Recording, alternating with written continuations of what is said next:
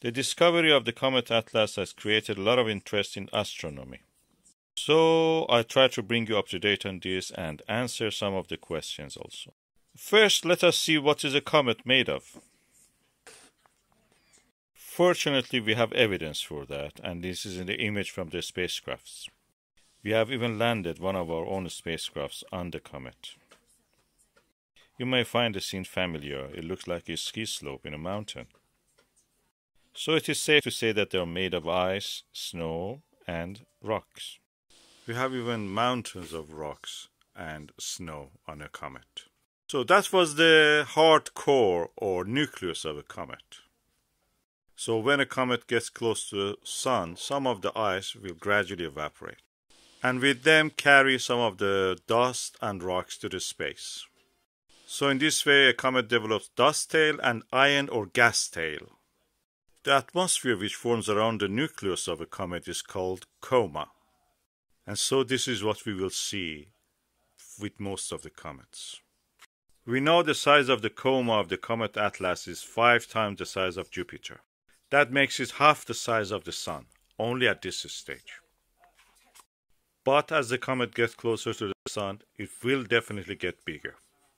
Comet Atlas is now at the constellation of Camelopardalis or giraffe, but it is rapidly getting to the naked eye visibility limit. We don't know about the shape of the nucleus of this comet yet, but it can have any shape, even something like a skull. Accidental. Of course, the shape varies as the ice and rocks separate from its surface. Some of you have asked what happens if you pass through the tail of a comet. This happened once in the past. We know that the gas cyanide was existing in the tail. Of course, the cyanide in the tail of the comet Halley was very thin. It didn't affect us at all, although many people use gas masks to see if they can survive. What happened was that the armies found out that a very tiny amount of cyanide will not kill. So they used it massively in the thicker and denser amounts. This led to the death of millions of the soldiers in war. I hope such a thing will not happen this time.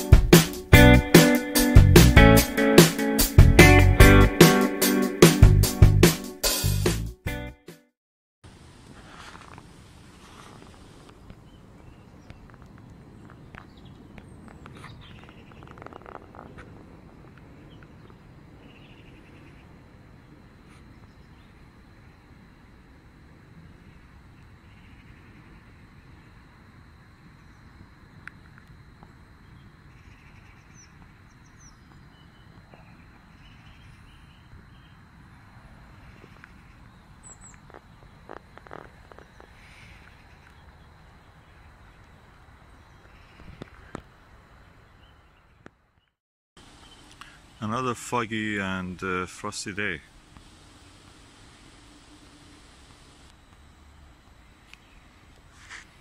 And the sun beautifully shining.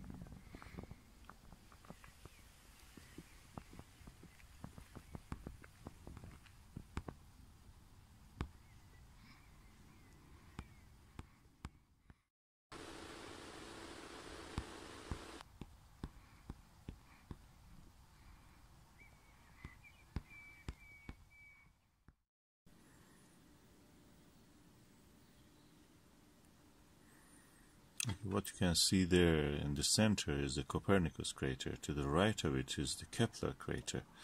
And the dot, tiny dot to the right of that Kepler, near the edge of the white area, where the down to it a little lower is a black dot, that's Grimaldi.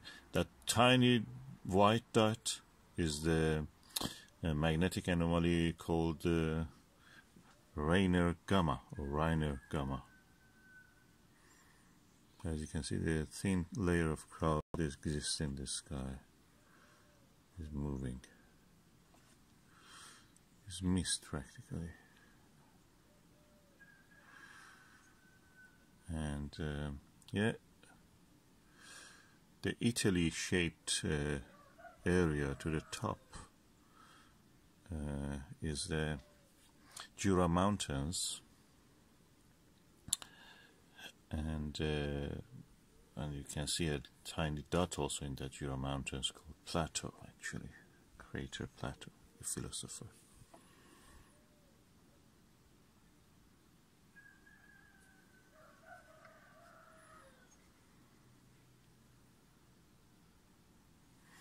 The bright dot to the 2 o'clock in this image, if you imagine the top part is 12 and lower part is 6, at 2 o'clock of the image, in the middle of the, in somewhere in the black patch, the white dot is Aristarchus, and the area around it is Aristarchus Plateau, the volcanic area.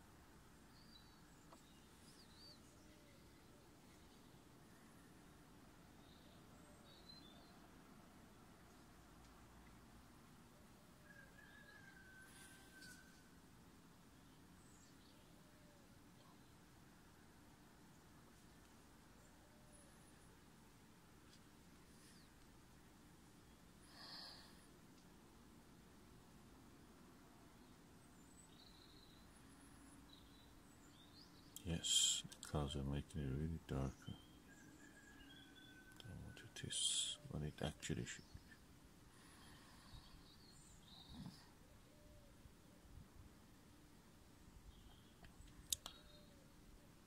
be. Yeah, and the circular feature, black circular feature on the top at 12 o'clock is the big black circle. Is the Mare